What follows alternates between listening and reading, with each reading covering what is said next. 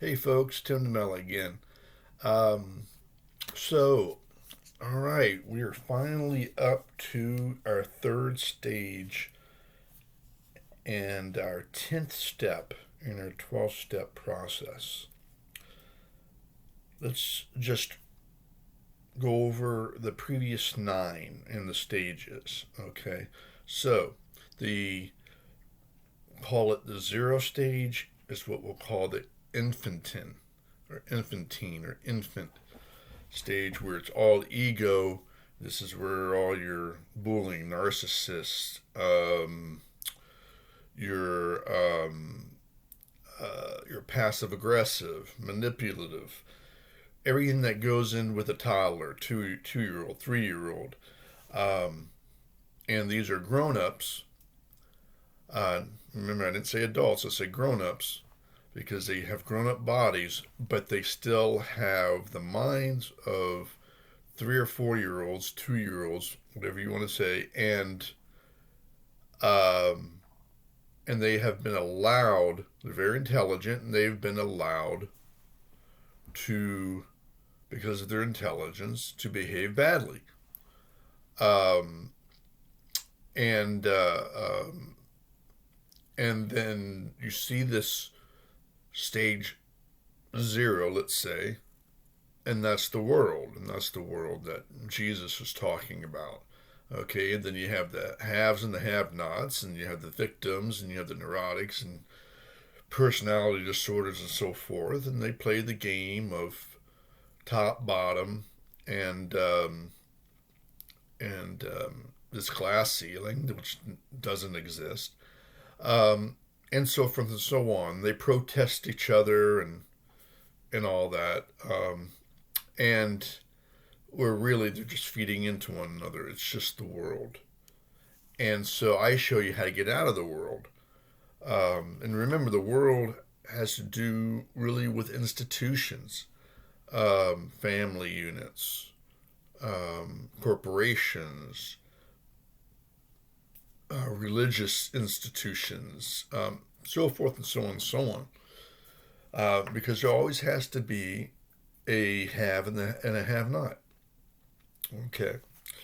So anyway, that's the world. Now, if you're fortunate, you'll listen to this presence that's always been telling you, get out, get out, get out.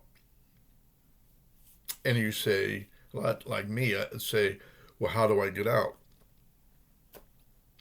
You know, and you're looking for it out here somewhere.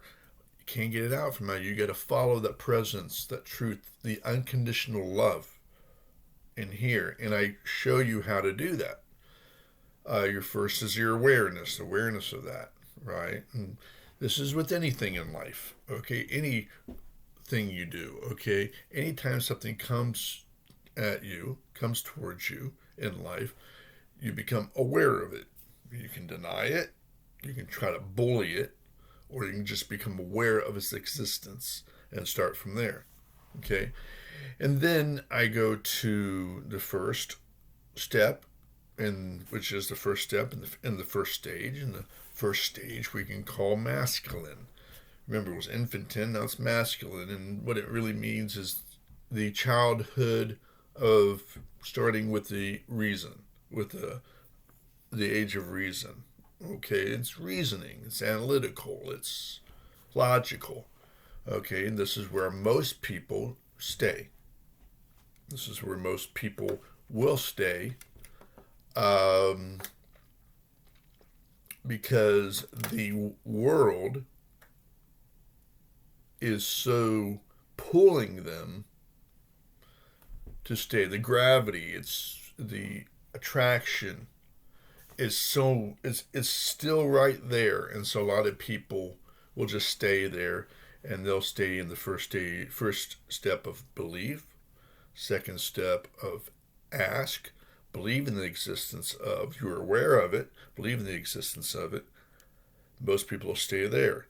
Uh, then it's like a it's like a road, a path that narrows.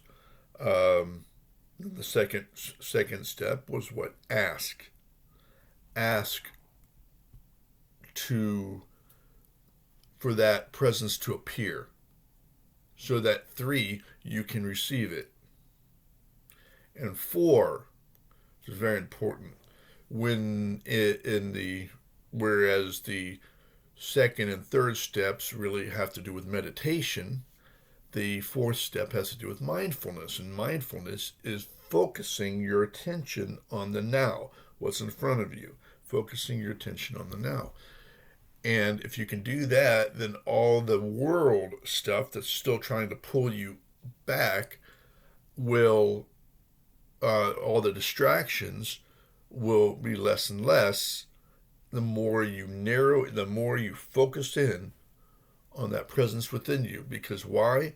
Well, it's just like meeting anybody. You want to focus in on that which is in front of you that you're meeting, right?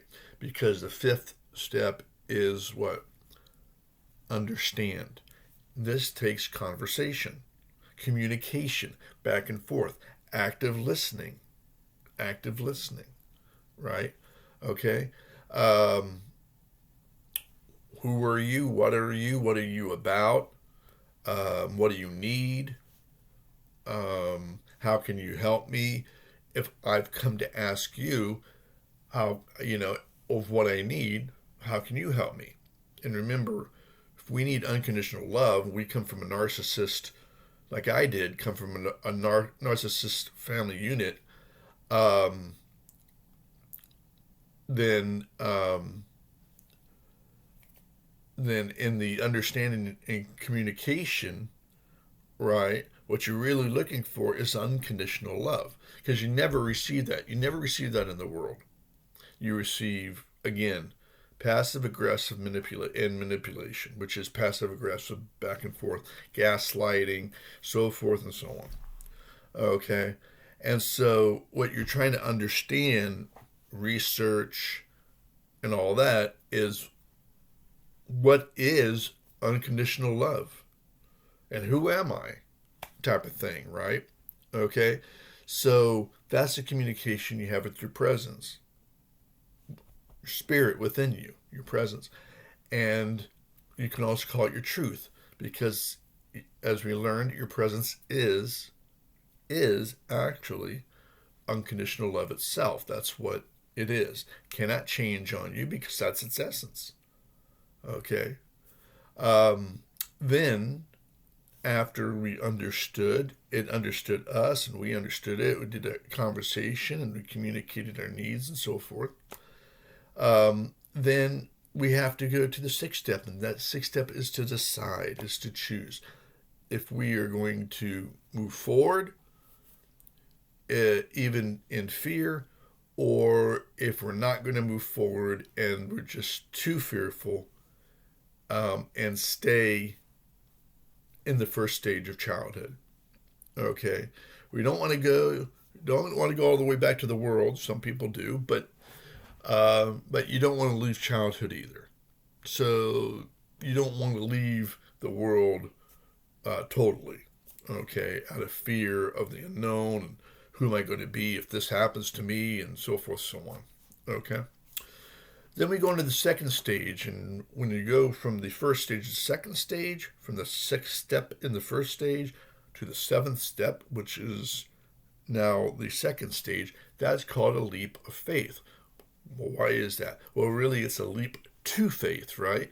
It's a leap to trust, because that's what the seventh step is. It's trust. And this is the hardest step out of all of it, because you're going in kind of blind. It's dark. You don't know what's going to happen to you if you follow. And what you're doing is you're following the spirit. You are in what's called the stage of adolescence, and spiritual adolescence, if you will. Okay? And just like any adolescence, it's a very emotional time. And how do I behave under such emotion? Um, and um, and that's trust.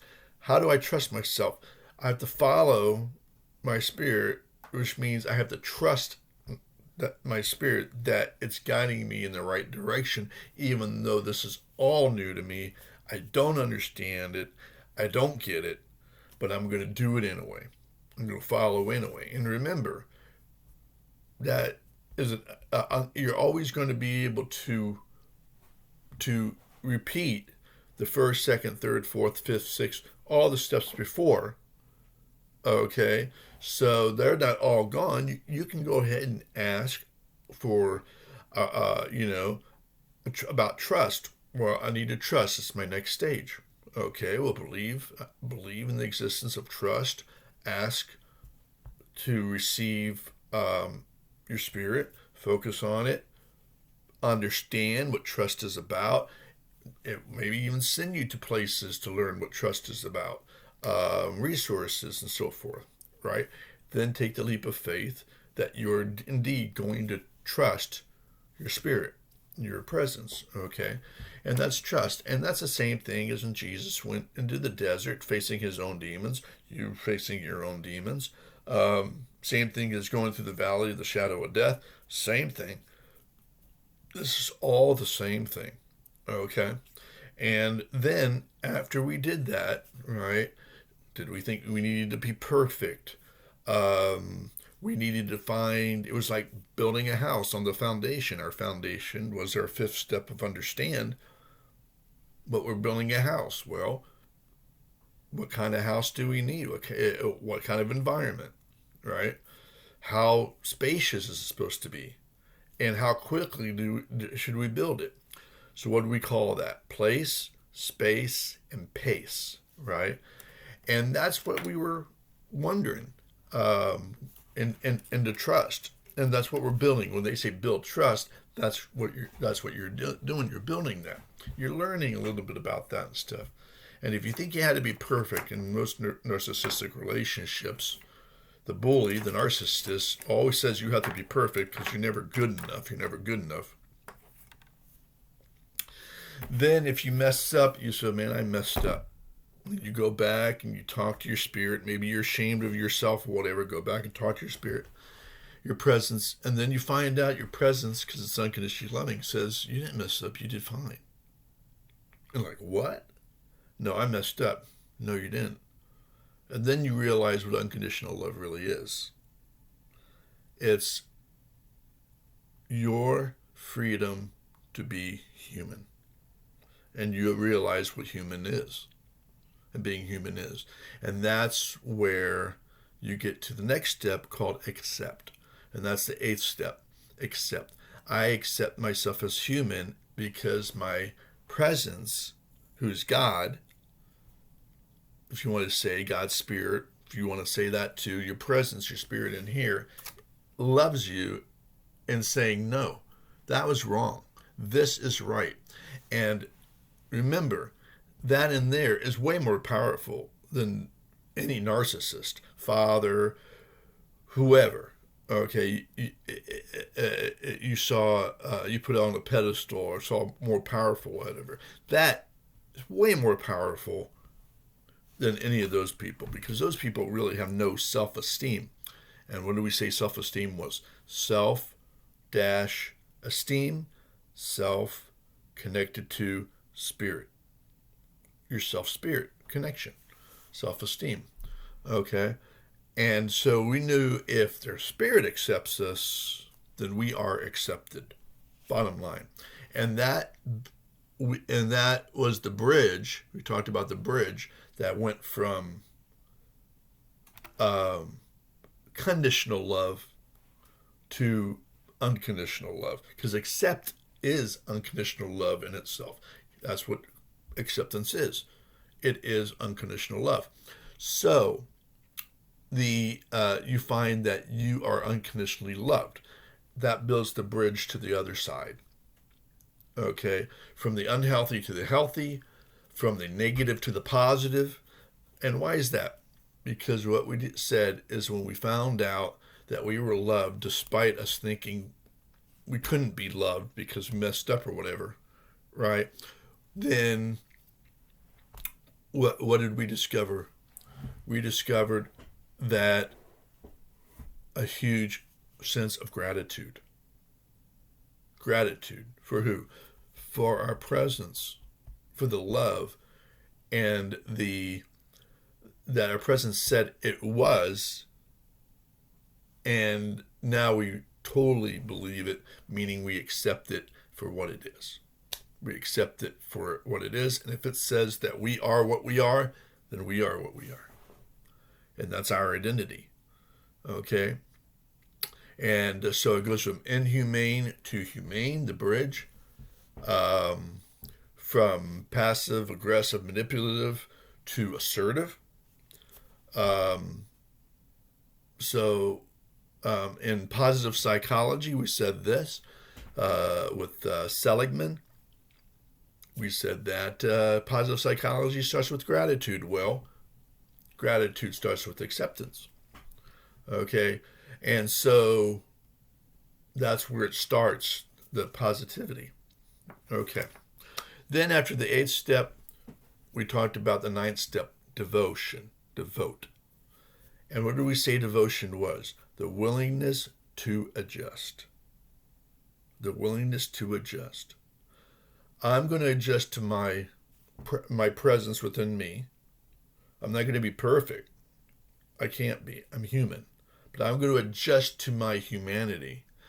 And what will the presence in there do? The presence loves you so much, it wants to be with you, join with you. And so it will come to where you are. You continue to follow it to where it was. It knows that you're not perfect, and it will then come to where you are, and where you meet, that is where you will be complete. Okay? Devotion takes a long time because you go through a lot of scenarios, a lot of life scenarios and stuff like that, like this, intimately with your partner, with your presence. Okay? Until you become more and more and more one. And remember, it's adjusting, it's willing to adjust. You're willing to adjust to it because you're grateful for it in your life. It's grateful for you in its life. And more and more and more and more, you're adjusting and you're in love. And what happens? You eventually join, which we can call marry, join. In the world, they say, well, you need to be married by a priest, religious, whatever. No. Those people are trying to take the place of the Spirit. Those people are trying to take the place of God. No. God marries. God marries. There's nobody else marries. You don't need to go through anything. When you get to that point where you become one, or you're becoming one, you're going to get married anyway. Okay? Your spirits and you're going to come together. It's going to marry you, and then you are in the 10th step in the 3rd stage. Okay, so this first stage was called masculine. The second stage was called what? Feminine. That's right, because emotions and so forth of what you think feminine is, and that's just why I call it that. What's the 3rd stage? Genuine. And genuine is authentic, being authentic. Okay, you now are joined in a complete being whole person that you are, complete person. Your spirit and you are like this. Okay, and now you are a complete self with a capital S. Okay, and that's what the 10th step is. The 10th step is when you are finally to the point of authenticity, completion, one with your presence in here, in it, in you. Now remember what Jesus said. There will come a time, when I am in you, you're in me, we are in the Father, and you'll know. And what's that called? That's called a Trinity. That's called a Trinity. So what are you saying, Tim? I'm saying that Jesus found his Trinity Okay, and you have found your Trinity. You and your spirit, right? And then in God, right? And what is God? God is the consciousness. God is the heaven, if you will, and we'll call it the third stage, where you are love in essence yourself. Okay, are you that perfect God? No, right? Of course not. Okay, but you are in the realm of that beautiful consciousness, that beautiful God, if you will, that beautiful love. You love yourself, and you love the person that you're with, and and you feel permanent, solid, authentic. Okay, and that's genuine. And then that's the 10th step. Okay, and then next video we're going to go into the 11th step and find out what that's about. What do you do once you feel you're authentic, once you're complete? Then what do you do? Okay, and that's the 11th step. All right. So remember, also we said that in the when Jesus said the kingdom of heaven, um, kingdom of God, kingdom of heaven, where does that really start? The kingdom of heaven. Where does that really start? Correct. Like we said, the 8th step called acceptance. Accept. And the 8th step called accept. That's where the kingdom of heaven starts. And that's why the world, the bullies and the victims who feel like they're victims, and the protesters and the people who invest so much in the world's way of playing their game, um, will never see the kingdom of heaven. They're too narcissistic, or they feel too shameful or pitiful or whatever, and that's what, of course, they fall.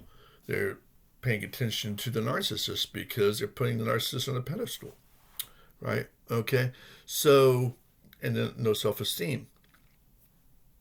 So when you get to accept, that's where you start seeing things very clearly.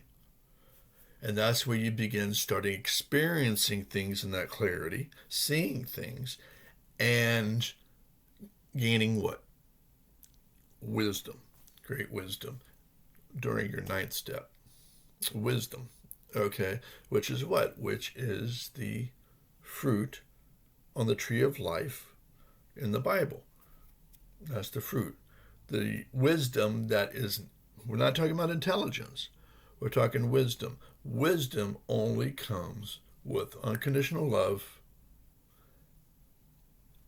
and following your presence, developing a wonderful, loving relationship in that way. Things start becoming a lot clearer, and you start um,